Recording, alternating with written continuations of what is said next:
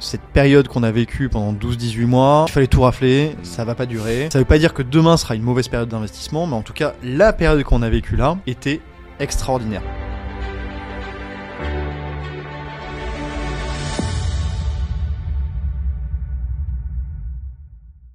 Bonjour à tous, aujourd'hui j'ai la chance de retrouver Pierre-Antoine, directeur général d'Iroko, pour parler des SCPI jeunes et notamment des quelques techniques que celles-ci peuvent mettre en œuvre pour augmenter, pas nécessairement artificiellement, mais en tout cas pour booster leur taux de distribution affiché. Et pour ne rien rater de nos vidéos, abonnez-vous.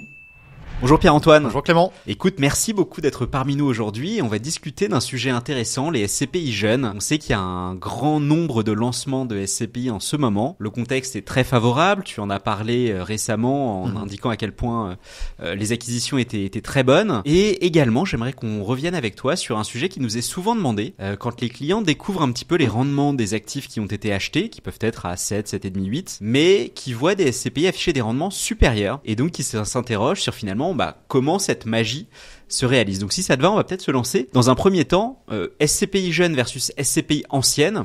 Qu'est-ce que tu en penses ? Le grand débat de ces dernières années. Alors j'en pense évidemment beaucoup de bien, compte tenu du fait qu'Iroko Zen, notre SCPI, n'est pas très vieille, n'est pas très ancienne, même si elle fait partie désormais du paysage, puisqu'on l'a lancée pour rappel en novembre 2020, donc elle commence à avoir un certain track. Et que vous approchez du milliard de capi.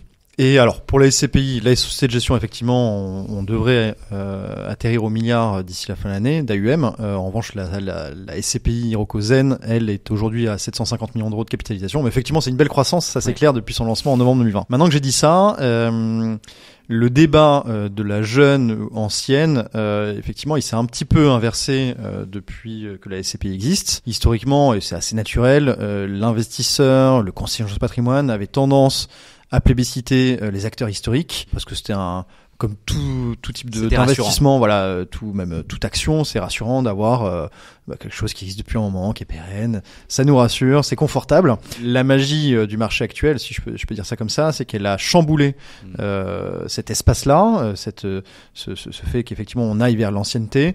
Et désormais, d'ailleurs, il faut pas confondre d'ailleurs avec l'expérience que peut avoir les membres qui composent la société de gestion. On peut très bien avoir dans une société de gestion historique un véhicule jeune, et d'ailleurs j'imagine qu'on va en parler. En revanche, effectivement, je parle uniquement de la SCPI et de son lancement et du déploiement de ses capitaux sur l'immobilier. Là où ça a changé, on en a parlé maintes fois, et c'est toujours utile de le rappeler, c'est que le marché taux a profondément évolué ces 2 dernières années depuis l'été 2022 et a provoqué un séisme assez considérable sur le marché de l'immobilier. Désormais, effectivement, les SCPI plus anciennes ont acheté, c'est acquis, de l'immobilier dans des conditions qui étaient celles de l'époque, avant la remontée des taux, pendant que la planche à billets tournait à plein, qu'il y avait une énorme concurrence. Et les SCPI les plus jeunes, sous réserve de collecter évidemment, ont pu profiter d'opportunités sur le marché immobilier à des taux, rendement risque totalement différents, et donc évidemment embarquer du rendement beaucoup plus significatif qu'auparavant, il y a encore 2 ans, et surtout qui rémunère bien le risque que l'on prend quand on place sur des SCPI. C'est tout le sujet. C'est quand vous avez une SCPI qui vous donne du 4% de rendement, qu'à côté de ça vous avez un fonds sécurité en euros à 4%. Quel est l'intérêt ? Quel est l'intérêt d'aller prendre ce risque immobilier ? Quand vous avez une SCPI qui donne du 6,5%, 7%, 7,5% pour les plus performantes, alors il y a d'autres considérations à avoir quand on investit sur de la SCPI, mais évidemment, j'ai un intérêt par rapport à mon fonds sécurité en euros à 4%. C'est intéressant ce que tu dis, parce que tu sais, en science, on aime bien les tests AB, avoir des choses qui sont extrêmement claires entre l'avant-après. C'est vrai qu'on a vraiment eu ce test grandeur nature, où en 6 mois, 1 an, les taux ont complètement changé, et donc l'immobilier également. On a vu, donc là tu as partiellement répondu, mais il y a énormément de SCPI qui se lancent. Et moi, ce que je trouve intéressant, c'est que tu l'as dit, il y a effectivement des acteurs plus classiques qui ont lancé des nouveaux produits, mais également de nombreux nouveaux acteurs qui se lancent. Comment tu l'expliques, ça, ce renouveau finalement de la gestion ? Déjà, ce renouveau n'est pas nouveau, dans le sens où quand il y a eu le début de la planche à billets, il y a eu énormément d'acteurs qui se sont lancés en immobilier, c'était assez facile. Globalement, il suffisait d'acheter de l'immobilier, vu que l'argent ne coûtait rien, de croiser les bras et par la force de la baisse des taux, gagner de l'argent puisqu'on revendait plus cher un actif qu'on avait acheté la veille, pour la faire courte. Aujourd'hui, il y a effectivement une aubaine assez certaine à lancer de nouveaux fonds et je fais encore mon petit parallèle avec le fonds sécurité en euros, vous avez tout intérêt à lancer un nouveau fonds sécurité en euros quand vous êtes assureur, parce que vous partez sur des obligations Bien sûr. actuelles, plutôt que de vous trimballer les obligations que vous avez eues pendant 10 ans. Donc c'est pareil sur l'immobilier, sur la SCPI, et donc il est assez naturel de voir des sociétés de gestion historiques qui ont des qualités de gestion intrinsèques lancer de nouveaux véhicules, parce que c'est une page blanche, et elles s'embarqueront donc des meilleurs rendements, et donc pourront faire face au sacro-saint podium des SCPI, puisque la performance est quand même très regardée. Ça n'est pas le seul critère, encore une fois, mais la performance est très regardée. Et 2, vous avez des nouveaux acteurs qui, voilà, effectivement, un bon momentum pour se lancer, et c'est une très bonne chose. Moi, globalement, cette concurrence nouvelle, je l'aperçois très positivement, parce que elle montre que la SCPI n'est clairement pas morte, qu'elle a un grand avenir, qu'elle va d'ailleurs, à mon sens, retrouver toute sa place dans une allocation saine d'un investisseur. Si on parle de quelques chiffres, 2022 c'était l'année de record de collecte, où je crois qu'on a atterri un peu plus de 10 milliards de 11 milliards 6 sur la SCPI. 2023 ça a été l'opposé, voilà. 4 milliards 5 pour donc la moitié, et là bon, je sais pas où on va atterrir, mais dans les 4 milliards. La traîne, ouais.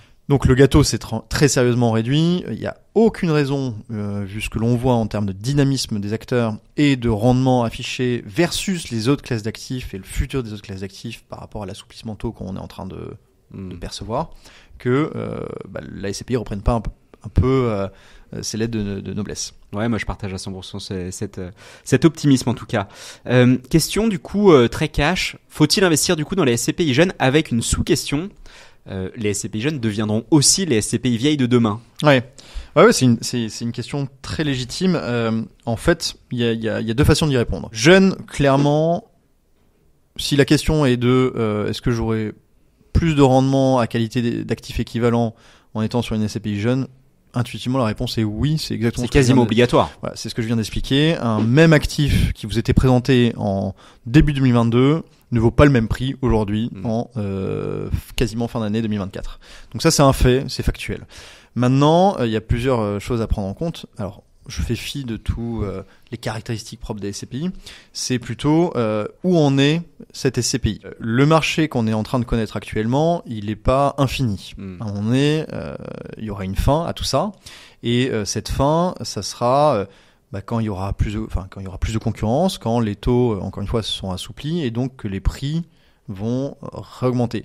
Là où on est quasi certain, en tout cas chez nous, et bon, c'est partagé avec certains de mes confrères, c'est que cette période qu'on a vécue pendant 12-18 mois, il fallait tout rafler, ça va pas durer.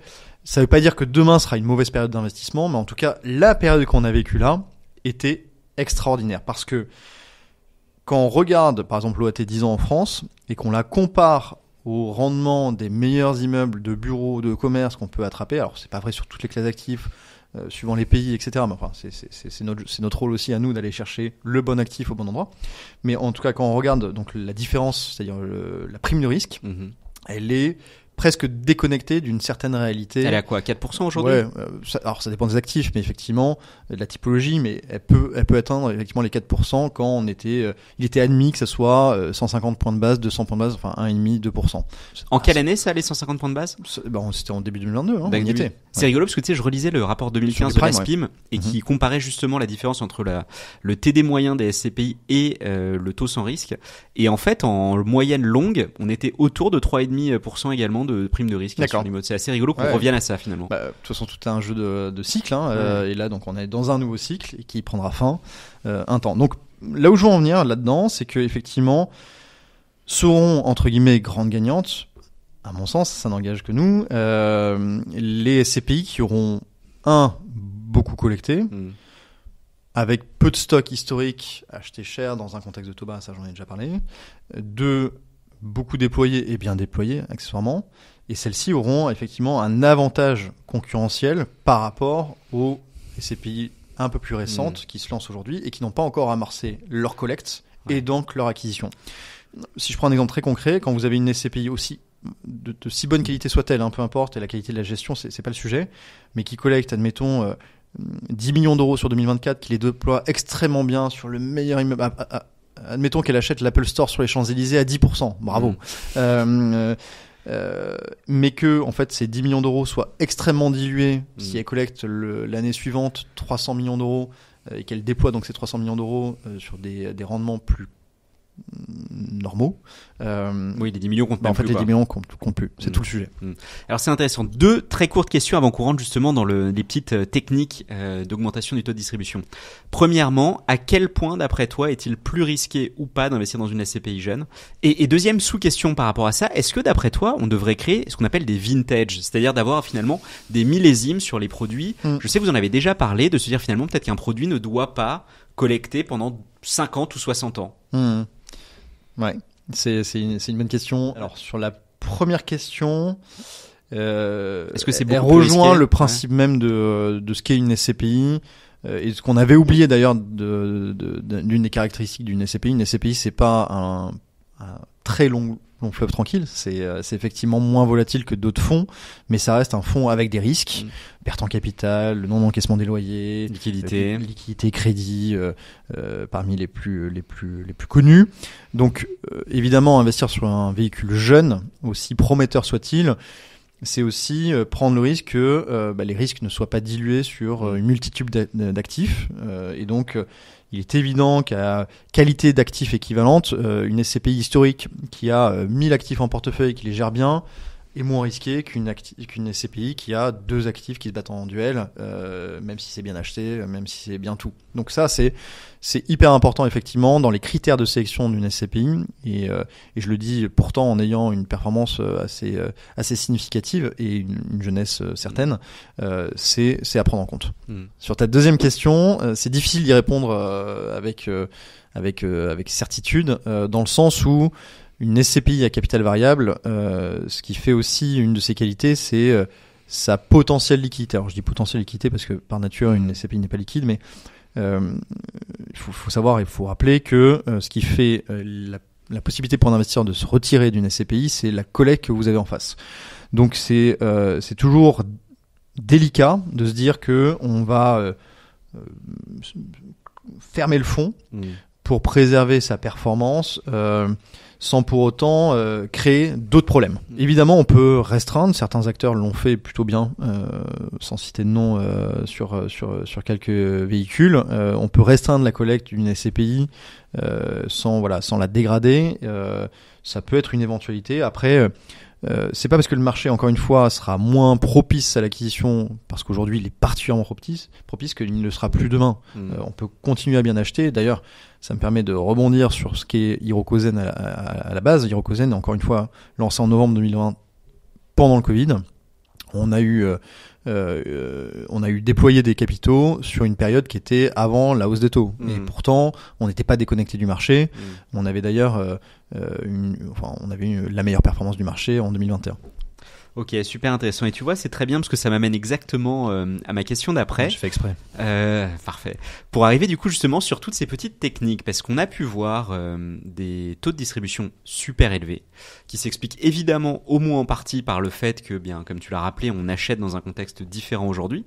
Mais comme je le rappelais, on voit parfois des taux de distribution qui sont supérieurs au rendement acte en main, donc qui est donc le rendement avant même de déduire des différentes charges et ou frais de gestion. Donc voilà, c'est vraiment le rendement maximal théorique.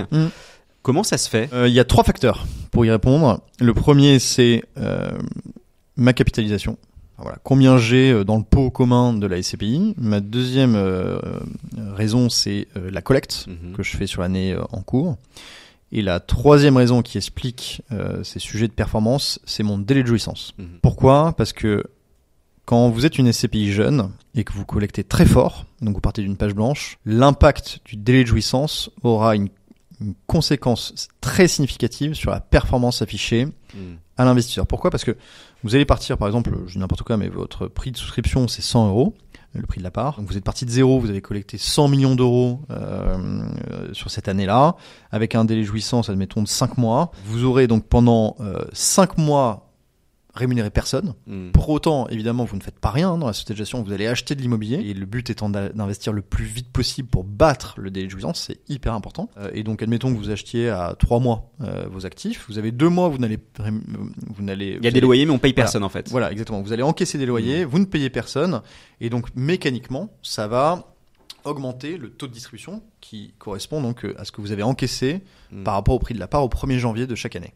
Et donc quand vous êtes une SCPI jeune, cet effet relutif de la collecte, capitalisation des jouissances est hyper important parce que vous allez à chaque fois regrossir si vous avez fait une bonne performance, attirer de nouveaux investisseurs et des jouissances auront un impact. Plus vous êtes ancienne, moins cet impact sera significatif. Pourquoi ? Parce que vous aurez une capitalisation très élevée, admettons 1 milliard. Si vous collectez 100 millions d'euros une année, ça n'aura strictement aucun impact sur le taux de distribution. Donc en fait, ce que je retiens de ce que tu dis, c'est qu'il y a différents éléments qui sont super importants. Premièrement, c'est la différence finalement entre ma vitesse à déployer les fonds, à investir par rapport au délai de jouissance. Donc évidemment, si on investit très vite, par exemple, à 0 mois, donc je reçois l'argent, j'ai déjà quelque chose sur lequel investir, je génère des loyers tout de suite, mais pendant 3 mois, je donne rien, ou 4 mois, ou 5 mois, mais ça dépend de la SCPI. Ok, donc ça, c'est ce premier ratio est important. Et puis le deuxième dont tu viens de parler. Je peux donner quelques chiffres. Non, tu vois, par exemple, 2023, on s'amusait à faire le calcul. Hirokozen, donc elle a un délai de jouissance à 3 mois, donc extrêmement court. Voilà. On est dans les meilleurs standards du marché. On est assez peu nombreux d'ailleurs à être à 3 mois. On a servi donc 7,12 de taux de distribution en 2023, ce qui était notre meilleure performance. Mais on en reparlera peut-être après. Si on avait été à 4 mois de délai de jouissance, on parle que d'un mois, hein. Qu'est-ce que c'est un mois par rapport à la durée de détention moyenne? 7,79. Et si on était à 5 mois de mémoire, on atterrissait à 8,30. Donc tu te rends compte l'impact quand même qui est, alors encore une fois, à prendre en considération par rapport à notre collègue qui a été très significatif en 2023. Avec un taux acte en main à combien, juste pour rappel? Alors aujourd'hui, notre acte en main moyen est à 7,10 et en fin d'année de l'année dernière, on devait être un peu en dessous des 7. D'accord. Ok, donc c'est ça c'est la magie du marché, on a relué et d'ailleurs ça explique pourquoi on n'a pas subi, ce dont je parlais un tout petit peu au préalable, d'érosion du rendement parce que généralement on peut être effectivement en tant qu'investisseur naturellement séduit par des rendements qui paraissent très élevés dans les jeunesses des SCPI et généralement vous avez une érosion qui se fait progressivement par rapport à ce que je vous disais où l'impact de la collecte sur la capitalisation est moindre. C'est là où le marché a été une période fantastique, c'est que ça nous a permis de reluer très significativement la performance de notre portefeuille et donc d'afficher en 2023 notre meilleur taux de distribution jamais réalisé, puisqu'en 2021 on avait fait 7,10, 2022 7,04, petite érosion, et en 2023 donc la meilleure performance, et cette année on est bien parti pour à nouveau battre notre objectif de rendement non garanti. C'est ce qu'on voit, c'est-à-dire que le taux de distribution finalement il tend évidemment à converger vers le taux acte en main moins les frais, ça c'est normal, tu l'as rappelé, quand la collecte finalement devient anecdotique par rapport à l'existant, évidemment on converge vers le taux réel, et en revanche ce qui est effectivement extrêmement fort, c'est que plus on augmente le taux de croissance de la collecte, donc finalement plus la collecte continue à augmenter vite, et c'est votre cas, puisque vous avez collecté je crois l'année dernière plus de 250 millions d'euros, vous étiez à 212 millions fin 2022, vous avez fini à 467, et donc en fait finalement plus de la moitié de la capitalisation avait été réalisée sur l'année en cours. Et c'est comme ça que ça a fonctionné finalement. Ouais, complètement, et on en est ravis parce que c'est au meilleur moment. C'est-à-dire que si on avait eu un pic de collecte en 2021, on se serait chargé d'immobilier, acheté un peu cher par rapport au contexte actuel, et là effectivement cette collecte arrive au bon moment, et c'est pour ça d'ailleurs qu'on continue à essayer de faire du crédit, même si les banques sont un peu moins prêteuses aujourd'hui, parce que c'est maintenant qu'il faut acheter. Et est-ce que tu penses aujourd'hui la durée moyenne d'investissement chez vous, elle est à combien de temps à peu près? Écoute, elle était globalement, on arrive à battre le délai de jouissance encore une fois qui est court, puisqu'elle est globalement autour des 2,5 mois en moyenne. Temporairement, elle a un peu augmenté. Pourquoi ? Parce que tactiquement, on est allé chercher un petit peu plus de France ces derniers mois, compte tenu des opportunités absolument inédites qu'on a sur le marché français, et notamment au bureau, mais même globalement sur à peu près toutes les classes d'actifs, par rapport à d'autres pays qui ont été plus résilients, qui n'ont pas vécu la crise de la même manière. Mais vous le placez quand même l'argent, c'est-à-dire que même s'il n'est pas encore investi en immobilier, vous mettez au moins sur des fonds monétaires, j'imagine. Oui. Alors l'année dernière, ça a été, si je dois faire une idée de la contribution à la performance effectivement des placements de trésorerie qui avaient un peu disparu des radars de la SCPI, c'est à peu près 30 centimes de performance en 2023 de mémoire. Je fais ça de mémoire. Le fait d'avoir placé effectivement de pas avoir été feignant et d'avoir placé sur des comptes à terme notre argent, le temps de l'investissement nous a permis de gagner 0,30% de performance. 0,30%, c'est pas mal quand même. Hein. Ouais. Ouais, mais tu vois, c'est ça, parce que finalement, c'est un peu comme si vous investissiez plus vite, puisque finalement, ça paye peut-être 2 fois moins, mais c'est fait instantanément. Oui, c'est un bon point. Écoute, sur l'effet réductif de la jouissance, c'est super intéressant et je pense qu'il y a beaucoup de gens qui le comprennent pas. Alors, à l'inverse, et je pense que ça vaut le coup au moins de le mentionner, il y a l'effet exactement inverse, l'effet pervers, c'est si on investit plus lentement que le délai de jouissance, là, c'est la double peine. C'est-à-dire que finalement, on va largement sous-performer par rapport au TD réel et on va reconverger, mais dans l'autre sens, en partant du bas versus en partant du haut. Exactement. Après, tout dépend de ce que vous achetez, quel est l'objectif aussi de la SCPI, de rendement, enfin... Tout ça est encore une fois un des critères à prendre en compte, mais il est clair que il faut essayer de battre le délai de jouissance. Ça, je pense que c'était le point le plus important, effectivement, l'effet réductif, et surtout ça continue. Hein, vous le voyez sur les graphes qu'on vous a présentés. C'est pas juste la première année, c'est vraiment tant que la collecte est importante par rapport à la CAPI. Deuxième élément dont je voulais parler avec toi, c'est une petite technique, je dirais, qu'on a vu être utilisée, c'est l'utilisation du prix des parts sponsors. Est-ce que tu peux nous rappeler finalement pourquoi l'utilisation des parts sponsors et comment, via le calcul du TD, ça peut venir, alors je vais dire artificiellement, parce qu'évidemment les parts sponsors ne durent pas, rehausser un TD. Ouais, effectivement, il y a ce petit tour de passe-passe qu'on peut avoir la première année de la SCPI. Alors déjà, qu'est-ce que c'est les parts sponsors ? En fait, si vous voulez, quand vous lancez une SCPI, vous avez déjà besoin de constituer le capital minimum de la SCPI qui est d'environ 800 000 euros. C'est les parts fondateurs même carrément. Ça, c'est les parts fondateurs. Après, vous pouvez très bien collecter 15 millions d'euros en parts fondateurs, hein, mais le minimum étant autour des 800 000 euros.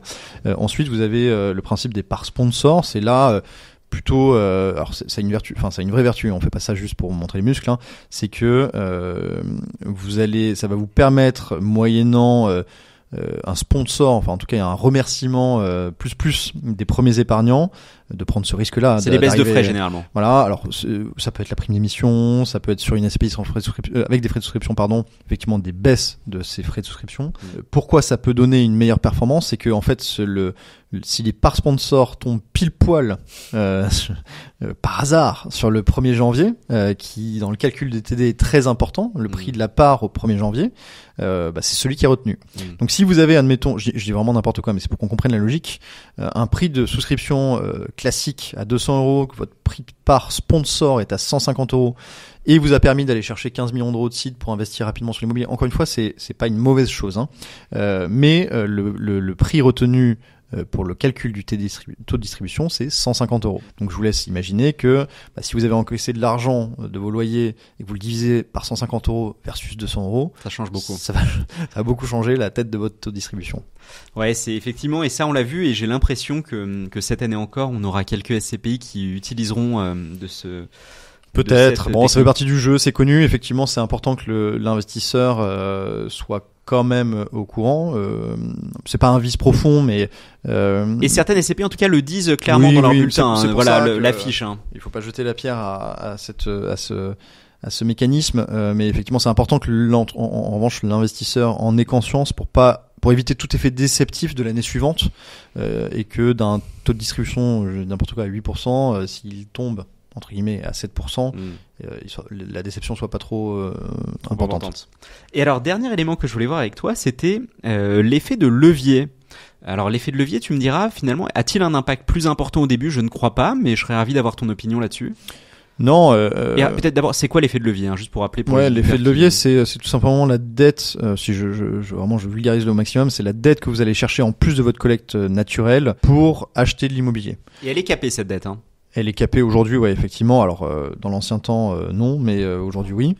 En fait, ça va décupler votre pouvoir d'acquisition par rapport à la réelle collecte que vous avez. Donc, ça va quand même avoir un impact sur le taux de distribution, puisque effectivement, ce ne sont pas des associés à rémunérer, et pourtant, vous allez aller chercher des actifs soit plus gros, soit plus d'actifs qui vont donner du loyer, et donc ça va avoir un impact sur les loyers encaissés, enfin le montant, la pelote de loyer encaissés versus l'equity qui a réellement été investi par les investisseurs. Ouais, donc finalement c'est la même chose que ce qu'un individuel pourrait faire en empruntant pour faire de l'investissement. Exactement. Au lieu d'avoir 50 mètres carrés, il aura 75 grâce mais c'est capé à 40% de la capitalisation. Donc en fin de compte, c'est 50, ouais. 50%, pardon. 50%. Mais du coup, ce que ça veut quand même dire, c'est que voilà, au fond, on peut pas faire n'importe quoi, et surtout l'effet est finalement à peu près le même à toutes les tailles, puisque c'est pas un montant maximal, c'est un pourcentage de la capitalisation. Dernier point pour toi, on a vu pas mal de SCPI se lancer, si mes souvenirs sont bons, on ne peut afficher un TD que si on a un prix au 1er janvier de l'année de l'année en cours, donc là en l'occurrence 2024. Pourtant, on voit parfois fleurir des taux de distribution dits annualisés. Ça veut dire quoi un TD annualisé et finalement, est-ce que c'est un TD officiel ? C'est une question un peu poil à gratter. Oui, les règles de l'AMF sont assez claires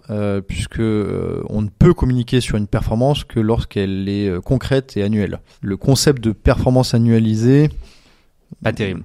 Pas censé exister et effectivement les SCPI, on parle des SCPI ici, mais les SCPI qui peuvent afficher un taux de distribution en tout cas l'an prochain seront celles qui existaient déjà au 1er janvier 2024. Si elles se sont lancées en cours de route, aussi performantes ont-elles été pendant les quelques mois de commercialisation et d'investissement, elles ne sont pas censées exister dans le tableau des classements de performance des SCPI. D'accord. Et ça, je le rappelle pour nos éditeurs, c'est vrai que ça va être important parce que l'annualisation, moi, je dis pas nécessairement que c'est faux, mais imaginons une SCPI qui aurait de la performance que sur décembre 24, qui multiplierait par 12. On l'a vu, il y a quand même tout cet effet de bord, et vous l'avez vu sur le graphe qui est totalement non linéaire, c'est-à-dire que les tout premiers versements sont très fortement impactés par le délai de jouissance, donc c'est sûr que c'est compliqué de les multiplier par 12 tels quels. Écoute, Pierre-Antoine, moi j'avais un dernier point pour toi, c'est juste pour revenir un petit peu sur finalement vos performances, et pour rentrer vraiment dans le concret par rapport à l'effet relutif. On a dit du coup une collecte de 250 millions en 2023, tu parlais là donc de finir à 750 millions de capi, non, vous êtes déjà à 750 millions. On a 750 millions. Je pense que cette année, on peut tabler sur une collecte entre 320 et 330 millions d'euros. Donc c'est énorme parce que vous étiez à 467 millions de capi, c'est une collecte qui va faire 70% de la capi, quoi. Tu nous disais tout à l'heure, vous investissez en environ 2,5 mois. Ouais. Vous avez un taux acte en main de vos actifs à 7,3%. Et je dis ça parce qu'en fait, on va du coup faire le calcul en live ensemble pour regarder un peu l'impact. Non, mais c'est bien. Et tu nous disais que vous investissez aujourd'hui un compte à terme. Quand on l'investit, ça représente quoi comme rendement ? 3,5 ou sans risque ? Ouais, et encore aujourd'hui, ça a un petit peu baissé, mais dans ces eaux-là, ouais. D'accord. Et donc, ce que ça veut dire, c'est que c'est à peu près 2 fois moins que, pour faire simple. Donc, ça veut dire que si vous avez 2 mois et demi, en fin de compte, c'est investi dès le début. Donc, c'est 1 mois 25 de réel investissement. Et donc, si on met en place tous ces chiffres, en fait, ce qu'on voit, c'est qu'effectivement, l'impact est quand même très élevé. Et vous l'avez là sous les yeux sur le graphe. Effectivement, ça a un impact quand même important, d'autant plus du fait que ta collecte est si importante, quoi. Bien sûr. Super intéressant. Et donc, d'après toi, là, cette année, vous allez encore maintenir un TD à 7,12 ? On devrait effectivement être en bonne position pour continuer sur le rythme des années précédentes. Super. Pierre-Antoine, dernière question pour finir. D'après toi, la fenêtre de tir optimale, elle finit quand ? Écoute, j'ai pas de boule de cristal, donc j'ai du mal à te donner une réponse précise. On verra encore une fois les actions de la Banque centrale, notamment. Compte tenu en plus des dernières élections américaines, voilà, ça peut avoir un impact. Ce qui est certain, en revanche, c'est que la compétition à l'acquisition, malgré le rythme, malgré la cadence taux, reprend. Là, on voit beaucoup plus de compétiteurs. On voit des deals qui se jouent à quelques centimes de rendement. Donc, il est certain que la période qu'on avait connue il y a 6 mois, 1 an, où on était seul au monde sur certains actifs, elle semble révolue. Tu le vois déjà sur le rendement acte en main de ce que vous achetez ou c'est encore en prémisse ? Non, parce qu'encore une fois, voilà, suivant les pays, les classes d'actifs, il y a plus ou moins de compétiteurs. Qu'on arrive encore à trouver notre bonheur. Il y a des marchés qu'on a un petit peu abandonnés parce qu'on estime qu'ils sont devenus trop risqués, parce que redevenus trop petits. Mais globalement, sur les marchés français ou UK qu'on a ouvert depuis peu, on arrive à trouver notre bonheur. Merci beaucoup Pierre-Antoine. Merci Clément.